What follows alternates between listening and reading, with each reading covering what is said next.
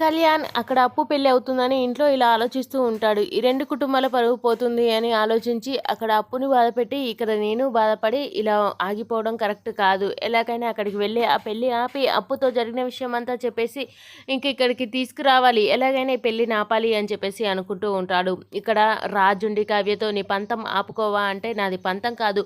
నా చెల్లెలి భవిష్యత్తు కోసం నేను పడుతున్న తాపత్రయం అని చెప్పేసి అనగానే అదే తప్పు అంటున్నాను అని చెప్పి రాజు అయితే అంటూ ఉంటాడు. అప్పుడు కావ్య ఉండి నేను తప్పదు అంటున్నాను అని చెప్పేసి కావ్య అయితే అంటూ ఉంటుంది. అప్పుడు రాజుండి ఆ మాటే తప్పు అని చెప్పేసి చెప్తున్నాను, అయితే ఇంకా తప్పదు, ఈ పెళ్ళి ఆపి తీరుతాను అని చెప్పేసి అంటూ ఉంటాడు రాజు. ఎలా ఆపుతావో నేను చూస్తాను, నేను నిన్ను ఆపుతాను అని చెప్పి కావ్య అయితే శపథం చేస్తూ ఉంటుంది రాజుతో. వీళ్ళిద్దరూ ఒకరికొకరు ఇంకా పెళ్ళి ఆపుతానని, రాజు ఎలా ఆపుతావో నేను చూస్తాను అని చెప్పేసి కావ్య ఇద్దరు పోటాపోటీగా అయితే చెప్పుకుంటూ ఉంటారు. మరి ఎవరు పెళ్ళి ఆపుతారు? ఇంకా పెళ్ళి ఆపకుండా కావ్య ఏం చేస్తుంది? ఇంకా వీళ్ళిద్దరూ పెళ్ళి ఆపేసరికి మరి అక్కడి నుంచి కళ్యాణ్ వచ్చి ఏం చేస్తాడు?